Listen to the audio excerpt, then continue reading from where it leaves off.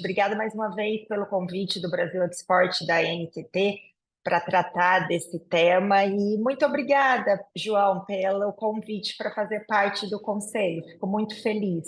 Obrigada. Eu queria, assim, antes até de passar a apresentação, fazer alguns comentários, né? O Felipe falou que hoje esse evento está comemorando um ano, né, da estratégia da NTT e ESG, e eu lembro que logo depois do lançamento a gente teve a oportunidade de receber o Felipe num evento que a gente fez lá no Pelourinho para tratar sobre esse tema, que foi lá na Flipelô, né? A gente ainda estava começando a engatinhar sobre esse tema, sabendo que era algo muito necessário, a gente já tinha algumas ideias, mas eu queria parabenizá-lo, Felipe, porque um ano depois a gente já tem materialidade na agenda da NTT, o que é muito raro, é um dos pontos que eu vou discutir aqui para falar com vocês, como que esse assunto ainda carece um pouco de materialidade de políticas públicas e de políticas regulatórias ainda. Então, parabéns. A gente está vendo, já teve tomada de subsídios para discussão de termos, já teve minuta de resolução para discutir os termos a serem seguidos pela ANTT, então é algo que a gente vê pouco ainda, que é realmente direcionamento real para seguir uma política ESG na infraestrutura e nos contratos de concessão que a ANTT administra. Dito isso, eu queria falar um pouquinho até do setor, que essa é a abertura, né? Falar um pouquinho, só explicar o que é o Movinfra, né? A gente tem só um ano e meio de existência, né? A gente vai fazer 2 anos no final do ano, inclusive dia 7 de novembro vai ser o nosso evento, já está toda a audiência aqui do Brasil Export mais que convidado para estar com a gente no evento. E o Movinfra é um movimento que reúne os 6 principais grupos de infraestrutura do país, né? São nossos associados, a CTR, a Eco Rodovias, a Hidrovias do Brasil, a Rumo, a Santos Brasil e a Ultracargo. E um dado importante é, para fazer parte do Movinfra, Guilherme, tem que ser listado na B3, tem que fazer parte do novo mercado e tem que fazer parte do índice de sustentabilidade empresarial, né? Na verdade, é algo que é ou, né, assim, então, ou você faz parte do novo mercado, mas do índice de sustentabilidade empresarial, mas todos os nossos associados hoje fazem parte do índice de sustentabilidade. Quem está ali agora para entrar é o último, que é a Hidrovias do Brasil, que está no processo. Então, e a questão de compromisso socioambiental, um olhar para a governança e um olhar para o território com toda a nossa infraestrutura social associada é muito importante para a gente. Um pouco de números, né?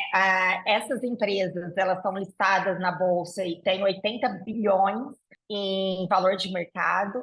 E nos 5 anos, isso começando há um ano e meio atrás, e aí a gente já investiu parte desse valor, né? Chegando até nos próximos 3 anos e meio na sequência, a gente vai investir 80 bilhões de reais no Brasil. Somos todos de bandeira branca, a gente acredita muito no movimento de sair todo dia para buscar a carga, e esse é o nosso compromisso com o Brasil, investimento de 80 bilhões. E aí, trazendo um pouco, a gente fez um acordo de cooperação com a ANTT e a gente está fazendo a parte final agora do estudo, está ficando bonito, Felipe. Acho que até dia 15 de julho deve estar aí na sua mão, para vocês terem esses dados todos em primeira mão, onde a gente quis fazer um diagnóstico do setor de infraestrutura em relação à descarbonização. E aí a gente pesquisou quais são as políticas públicas existentes, quais são os mecanismos regulatórios que a gente tem no setor de infraestrutura e quais são as modalidades de financiamento que a gente tem nesse setor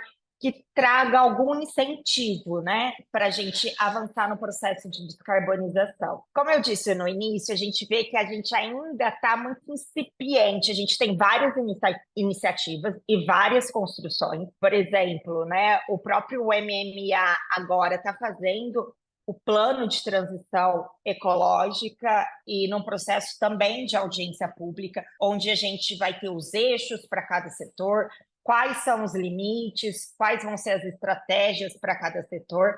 Então, é algo que está no começo. A gente já vê nas agências reguladoras, no setor de transportes e logística, os índices de desenvolvimento ambiental. Começou ali com a ANTAQ, depois a NTT aderiu, a ANAC também tem, que são índices nos contratos de concessão que trazem, na verdade, o indicador de performance ambiental que as concessionárias devem cumprir.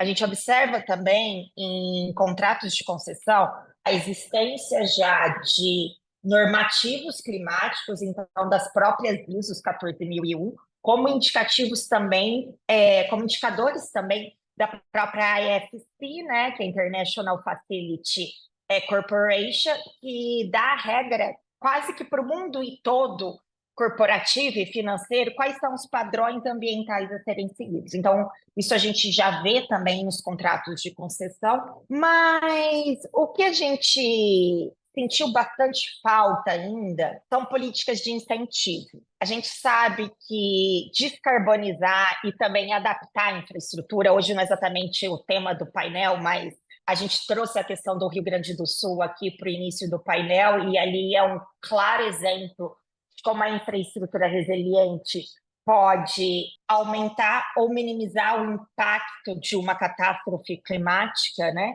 Então, é um olhar também muito importante para o setor de infraestrutura. E nessa agenda, quando a gente fala de incentivos para fazermos juntos, porque é algo que é custoso, é algo que é caro, e é uma agenda que não é só uma agenda da infraestrutura, é uma agenda do Brasil, né? Como que a gente faz para estar junto na agenda ambiental do mundo, que é o Acordo de Paris, né? Em 2050, a gente tem que ter o compromisso de não aumentar mais do que 1,5, no máximo 2 graus Celsius do mundo. E todo mundo, para fazer isso, vai ter que descarbonizar, mitigar. Não tem jeito, né? E aí a gente chega num último ponto, que é o financiamento, né, dessa infraestrutura, né? A gente vai ter financiamentos que incentivem, né, a descarbonização. E aí a gente, na parte de financiamento, viu duas agendas muito importantes. O programa Ecoinvest, do Ministério da Fazenda, com o Banco Central e com o Banco Interamericano de Desenvolvimento, em que ele está lançando também títulos do Tesouro Sustentável numa taxa mais baixa para ser emprestado via bancos privados para a transição ecológica, né? Ele está ainda num processo de construção, está sendo montado agora quais são os critérios, e a gente espera muito que nesses critérios entrem toda a política de descarbonização do setor de infraestrutura de transporte. Porque a gente viu que, no fundo, o clima deixou um pouco a desejar, né? Por exemplo, ferrovia, que é algo super verde, não entrou dentro do Fundo Clima como um setor a poder receber esse recurso mais baixo. Rodovia não entrou também. A gente sabe que rodovia é um ativo mais brown, mas eu vou citar aqui para vocês também no final alguns exemplos do que a gente pode fazer para descarbonizar também rodovias. Portos também não entraram. Então, o único setor que a gente teve ali em que entrou mesmo para o Fundo Clima foi o transporte metropolitano, tá? E as cidades. Então, acho que a gente ainda precisa fazer bastante desses eventos para trazer o convencimento de como que a infraestrutura de transportes realmente precisa também desse olhar para a descarbonização e para a adaptação. E antes da gente passar algumas propostas que eu trouxe aqui mais voltadas para a Agência Nacional de Transporte Terrestre, já que a gente tem aqui o nosso anfitrião, Felipe, hoje, eu queria dar alguns dados do setor, né, do que a gente vem fazendo. Eu recomendo até vocês olharem no site do Movinfra ou no próprio site das associadas. O primeiro trimestre é o mês que a gente faz, é o trimestre que a gente faz a organização de todo o material e nosso relatório de sustentabilidade. Então, já está público o relatório de sustentabilidade das 6 empresas e tem alguns dados interessantes, né? Por exemplo, a Rumo Logística, além da quantidade de emissões que são menores agora, porque a gente aumentou nos últimos anos 17 milhões de toneladas que estão indo para a Malha Paulista e estão saindo dos caminhões, ela, por exemplo, é a única empresa do setor de logística do Brasil que está listada em duas bolsas ambientais fora do país. Além de estar, né, no índice de sustentabilidade empresarial da B3, ela está no Dow Jones e ela está no Standard Poor's também, no índice de sustentabilidade dessas duas bolsas americanas, né? A gente vê também iniciativas como, por exemplo, a Santos Brasil, né? A Santos Brasil, ela tem toda a parte de carbono mapeada dentro do índice de carbono eficiente. Então, a gente tem um compromisso ambiental dessa empresa com tudo que ela emite ou não, é super transparente, e a transparência faz com que a gente corra atrás dos resultados, né? A Santos Brasil, esse é um dado da Santos Brasil, a Ultracargo, por exemplo, ela conseguiu o selo de 100% de energia renovável nos seus equipamentos, então ela trabalha com 100% de energia renovável. A Eco Rodovias, ela implantou em todas as suas rodovias mecanismo de recarga elétrico, né? E a CCR agora ela entrou, né, no TDP, que é o índice que a gente usa principalmente para tratar das questões ambientais no rol de infraestrutura e outros setores também, né? Uma referência global. Ela passou da letra B para a letra A, né, de eficiência energética em todo esse processo. Então, a gente vê uma corrida atrás do setor de infraestrutura e principalmente desse setor listado como algo que é uma premissa necessária. A gente começa a discutir, a gente começa a sentar na mesa a partir dessas ações. Mas a gente ainda pode fazer mais. E aí eu queria trazer algumas propostas aqui para o Felipe e para esse setor. Um ponto que a gente trouxe já, né, para a audiência pública, a gente sabe que hoje, né, alguns setores eles já têm contas vinculadas, né? O setor de rodovias iniciou, depois veio a possibilidade de fazer isso no setor portuário, mas, na verdade, a retenção de um valor monetário do projeto para que a gente possa fazer descarbonização, para que a gente possa avançar nessa agenda verde, né? A gente já tem hoje contratos de concessão em que você tem o recurso de desenvolvimento tecnológico, em alguns setores é chamado de pesquisa e desenvolvimento, e isso, ao longo dos últimos anos, trouxe diversas tecnologias, inclusive tecnologias verdes, como a gente pode ver em rodovia o asfalto borracha. Mas a gente acha que separar um percentual dessa outorga é um investimento, não é um gasto para a gente poder melhorar a descarbonização nesse setor. Um outro ponto que a gente traz também para discussão é que os descontos progressivos no valor de outorga possa também ser casado com o volume de investimento realizado em sustentabilidade, para que a gente possa incentivar o setor privado a fazer esses investimentos, e aí a conta tem os mágicos aí do Felipe que podem fazer isso, qual é o percentual ideal para a gente incentivar, mas também não onerar o Tesouro Nacional. Mas a gente acha que isso é algo que a gente pode ter um ganha-ganha. A gente sabe que para o Brasil é super importante e avançar nessa agenda e que pode ter um benefício também para as empresas empregar investimento ao invés de pagar o valor monetário. Um outro ponto que é menos trivial, mas vou te desafiar aí, Guilherme.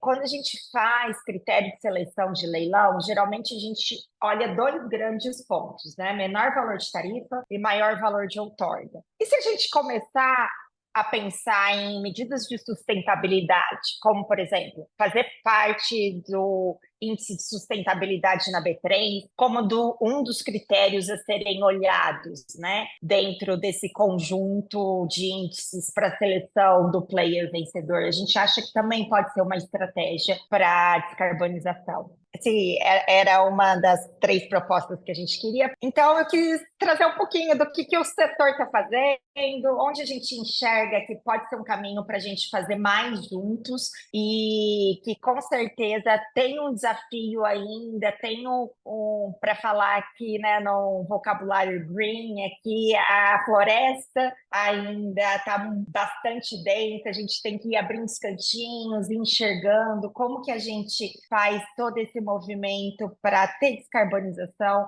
para ter incentivo e para que a gente use todo o potencial verde que o Brasil tem como um ativo e não como um processo oneroso.